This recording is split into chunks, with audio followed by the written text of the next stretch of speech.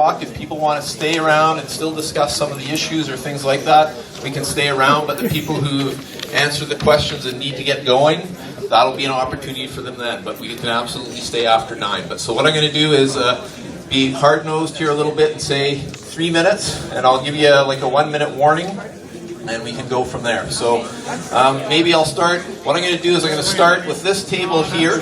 I'm going to start with this table here, and we'll go back down the row. We'll come up, and then down the row there. Okay? So if you'd like to start, ma'am. So I'll give you the mic so everybody can hear you. Right. Okay.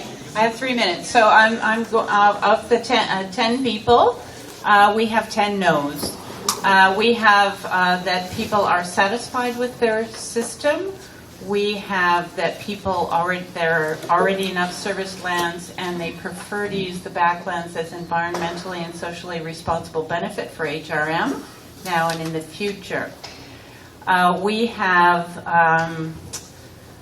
for question 3, we have one person who is working to attract additional funding would be helpful.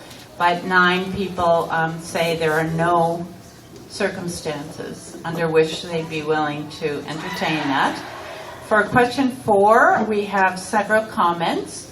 One is that development is not an option. Another is, why isn't feasibility measured against the regional municipal plan? We've overshot our suburban rural targets. We already have 30 to 40 years of service land. Why do we need more?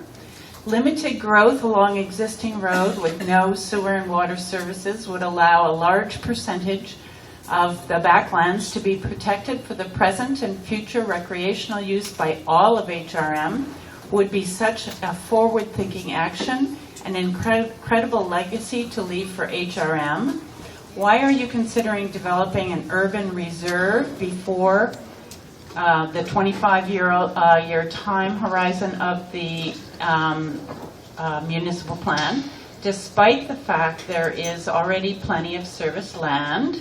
And finally, our regional plan, HRM by design, is being ignored in this process. We need a vision and imagination to move toward urbanization. Consider green belting.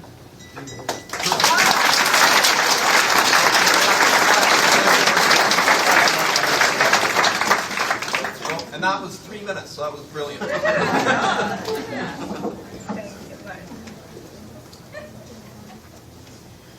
Our table had 12 people, and of all the 12, we had a unanimous no.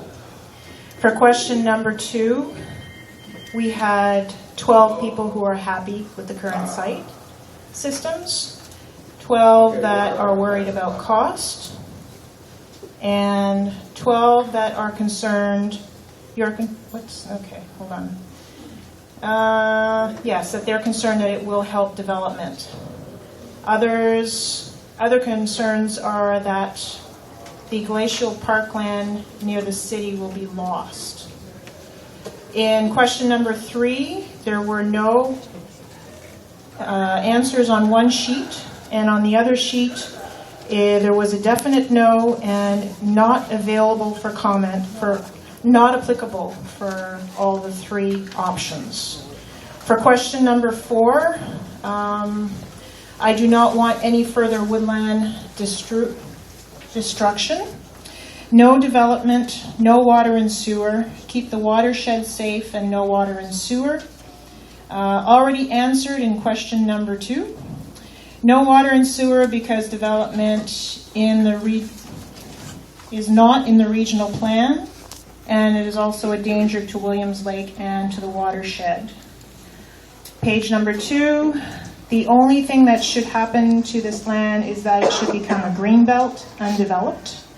Should be left as an environmental treasure, and no development.